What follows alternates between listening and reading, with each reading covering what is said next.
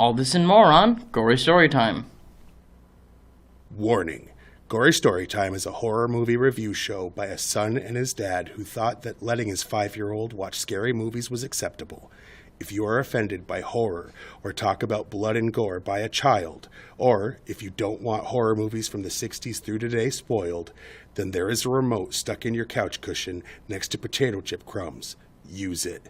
And of course, parental discretion is advised. Why? You didn't use any. Shut up and start the show.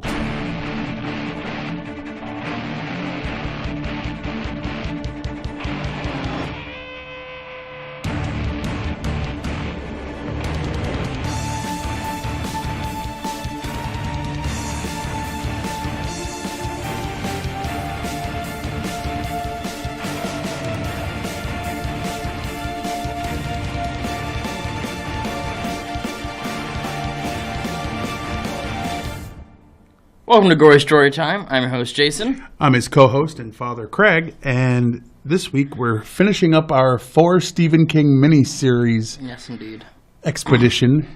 I mean, to be fair, if you have been watching these and you're like, well, wait, there's other ones that are more famous or whatever, like, go back in our history. They're in there. They are. It and Langoliers and stuff like that. Oh, yeah. So, anyway, here's the basic premise. An old guy is in an explosion at a science lab. Whatever was being made that exploded on him starts making him younger. Yes. And a super secret government agency that Stephen King puts in a few things called The Shop is after him and possibly his wife. Yes. But mainly him. Yeah. Basically. That's the premise as I see it. Yeah. It sounds like a decent premise. You think Stephen King could handle this? Stephen King, Right. usually the complaints are endings. Yeah, that's true. So is there anything else we should mention, do you think, before we show them the trailer? Well, it's not streaming, so you can't watch it. That's too bad. Why, do you hate our audience? I mean, I'm not going to give away how we feel. How about we throw it to the trailer and then Yes, we'll that talk more. From the master of mystery, Stephen King takes you on this summer's most shocking journey. What is wrong with my husband? Something happened to him. When a man discovers there is something more frightening than growing old. You don't look the way you did 2 weeks ago. You look the way you did 2 years ago. Growing young. I could disappear without a trace. Who's going to help us? Stephen King's masterful thriller, Golden Years, premieres Tuesday. Well, that It was a TV spot. considering it was originally a super long miniseries, the fact that 7 it's or 8 episodes or something like that. I think it was 7. But then they had it in a 30-second commercial? Mm-hmm. Sure, that makes sense. Wow. All right. I have to say, we hate doing what we're about to do to this movie when we get into the reviewing. Usually. We don't like taking a dump upon things, but sometimes When they are toilets. Yeah. But before we do that, we have to explain why we're actually here. See, Because it's not to review horror movies, as you might have thought. yes, I mean, We're here this week. we tell people that every week, and they don't listen. They come up and they're like, "Hey, you review horror movies." I'm like, It's like, no. "No, we prostitute ourselves to corporations for money." It's truly 2 different worlds. It's like we just use this as an excuse. Oh, yeah. Yeah, This is a front. What? nothing. But anyway, all right. This week, the reason that we got one of those giant foam checks Yes. and stood there and had our picture taken with balloons in your hand, and your hair was done up in braids. But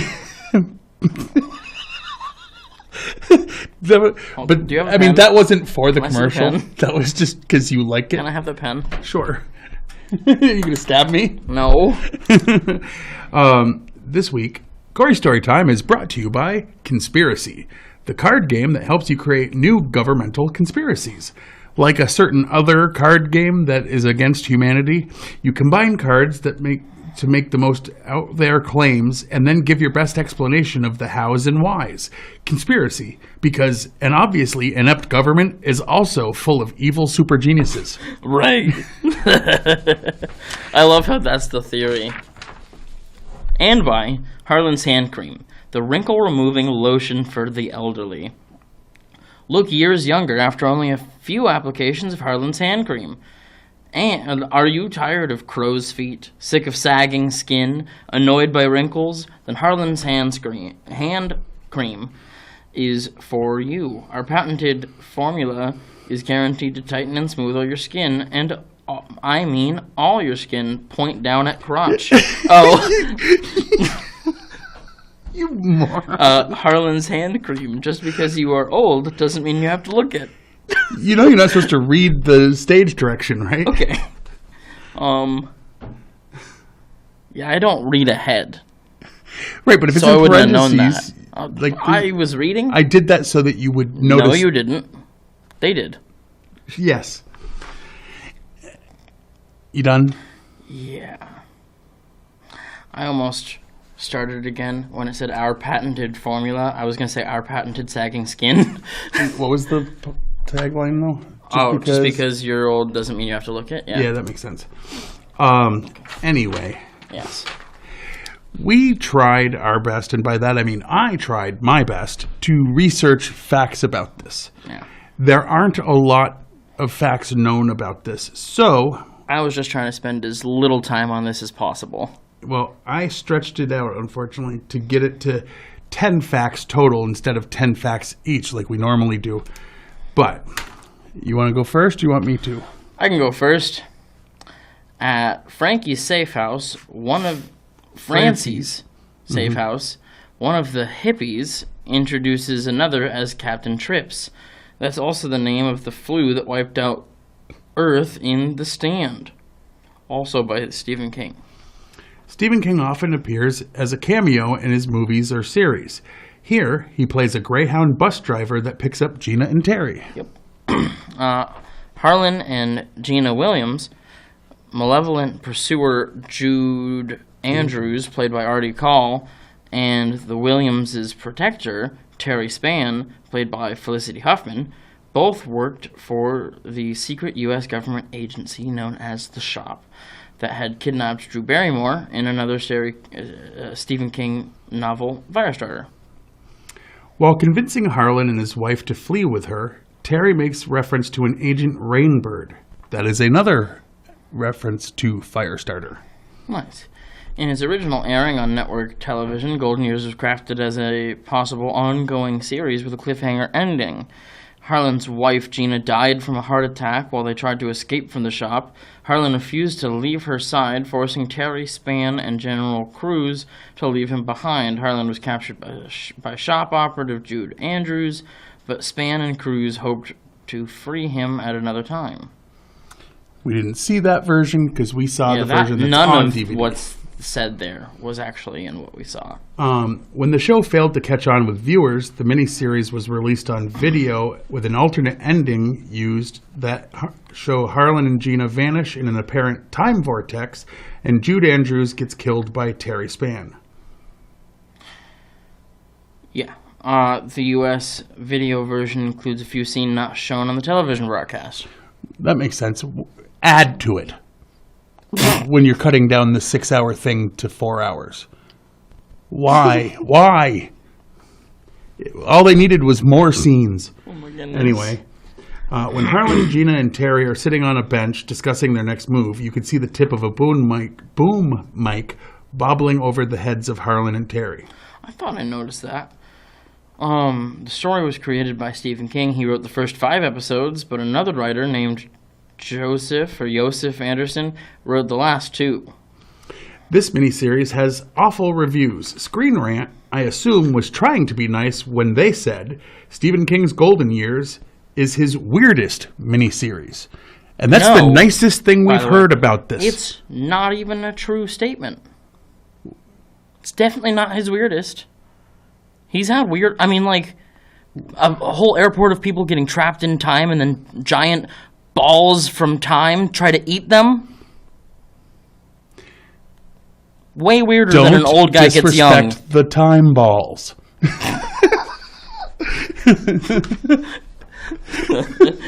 Well, you know, I hated that one too, but this one's not gonna be much better. Anyway, that is all of the facts we could find about this darn thing, but we have other facts that we can tell you. Like, would you like to tell them this time about Rotten Tomatoes? And Oh, how it yes, works? Rotten Tomatoes is a thing. And normally what they do is they take the reviews that exist and tell you what percentage of them were positive. That is only when there are reviews. That are positive at all. That too. Yeah. So you usually do yours first. I do. So the critics did not watch this movie. No official reviews. Or if they did, they didn't let anyone know that they had watched this. Because it was at 0%. And the people also did not watch this movie. And you know, I get it. We tried really hard not to. Like, the second half took a couple days. Yeah, it took a couple days for us to start it. Once we started the second one, because we watched the first one over like 3 days. Oh, it was rough. Like, it was dry and boring. It was completely just, like action-free, humor-free. Like, there was no scare. There was just a boring guy working at a boring place, and there was a boring janitor with a boring wife who boringly got exploded with magical aging dust. Or de-aging dust. And it was still boring. Yeah. Him exploding was boring. Yeah. Yeah. No, I mean, I can't argue. So, yeah, the people felt the same way. They also didn't watch it. It's like I said. All right. Now, we always go with what's harder to do. If we really like a movie, we always start with the least favorite things. Obviously, that's not the case this week. So, what was your favorite thing about this? Of our... We always go with whatever is the opposite of how we felt. No, I know, but we about kind of talked about this earlier, and the order kind of matters, doesn't it? Not really. Like. Oh, wait, no. Favorite? Oh, no. Yeah. Oh, no. Okay, you're right. Never mind.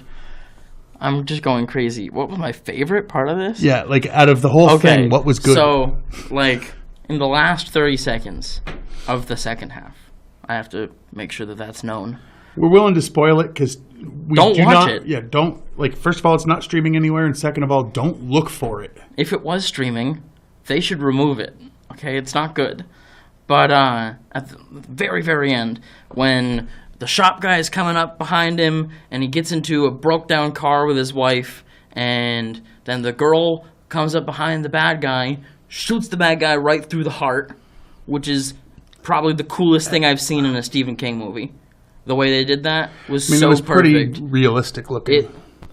And he felt like a sack of potatoes. And then Harlan grabs his wife and turns into light. And they basically disappear. And it's just so... That was really cool. Yeah. That almost made me want more. Well. Almost. That was kind of an ending. My favorite part... That was an ending. It was. My favorite part...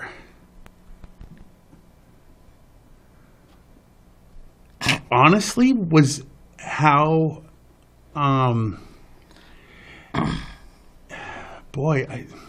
Yeah? The premise. I liked the premise. It's a really cool premise. It has a good premise.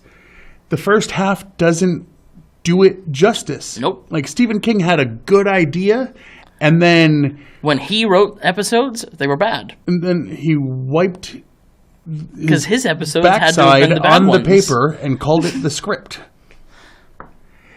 Yeah, like they say he So doesn't he know how to kept do this. endings. He kept this and tried to can Carrie. Yeah, well, gall. what was your least favorite? Because this is a lot easier since we hated this thing. Okay.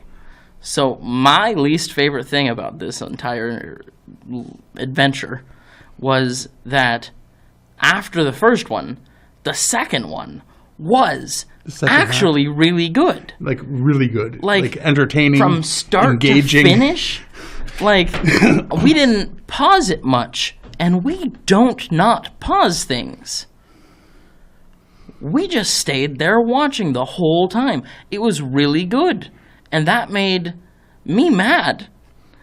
Because it means that they were able to write well. Well, or at least the second half was Joseph, mostly Joseph exactly, Anderson. Exactly. So hats off to Joseph Anderson. Jofus? You're better at Stephen King than Stephen King is. At least in this instance. All right. Well, that brings me to my least favorite thing, which would be, what did I say earlier? Holy crap! What did I just say? I mean, we were going to say different. I things. said the second half. Yeah, well, the first half, I guess. Right, that was the whole thing. Yeah, I mean, just the whole 2 hours. I would have been highly entertained if someone had started growing grass next to me so I could watch. Like, it would have been an improvement from watching this movie. The special effects were not good. The acting was not good. The acting was not good. What? Talk. Yeah, it was just awful. It's bad. It's like, bad. I never say this. Don't watch this unless you are a masochist and the person who you normally have beat you isn't available. Just let Stephen King do it for 2.5 hours. But honestly, realize it's not the enjoyable kind of torture that you're probably into. Yeah, it's not good. This is awful. On a scale of 1 to 10, what would you say? So it starts at 1? Yeah, it starts at 1. But realize we did like the second half. I'm going to give it, out of 10, a 2.5. Okay? And that's all from the second half. Yes, I'm giving it 2.5 extra points than I would have because the second half is really good. I'm going to go with 2, and here's the thing. If the second half was somehow all of it, I probably would have went with a 7. Yeah. That's how bad the first half is. It takes a 7 down to a 2, which doesn't seem mathematically correct, but it was that awful. It truly was. It really, really was. So, this is just garbage. If you're really bored sometime and you want to like stay that push way? yourself over the edge Yeah, to honestly, just ruin your boredom can be ruined by extra boredom. What was it like? When you attempt to do something and you're still bored, that's worse. Right? Okay. I think it's but you could go to your local DVD store for $6. You could buy this movie. DVD store? Yes. And you could take the disc out of the case, flip it upside down, put it into your player, and we'll give you the first half. A guy is hit with magical de-aging dust from a science place. And when the bad, shady government people find out about it, they do shady government stuff at him. The second half picks up with, now he's on the run. And it was good. So watch the second half. It's a 7. Maybe even a 7.5. Like, it's not on Netflix, but I'd rather have my nuts flicked. Hey. Like, this was awful. Don't watch it. But why don't we come to happier things, like saying the stuff we do at the end? Saying goodbye. So Fact TV channel 1082 is where you can watch this on Thursdays at 8:30 p.m. and Fridays at 7 p.m. You can like us on Facebook, and when I say us, I mean Gory Storytime and Fact TV. Oh, yeah. you can go to factdate.com, watch a bunch of the back episodes of this, as well as many other pieces of entertainment. Many, many, many things that are better than the movie we reviewed. You can like or follow me on Twitter and sort of me again with him. I'm at Craig Jakes, all one word, all lowercase. I'm at Chiggly Firmbrain. I only tweet things that he says that I found funny, usually out of context. Unless the context makes it funnier. And just check out the YouTube page, type in Gory Storytime, subscribe, like, smash that notification bell, and what will come up on top of my page is also the Fact TV page. You can like and subscribe to that too. And until next time, I've been your host, Jason. I'm his co-host and father, Craig, and Sweet dreams.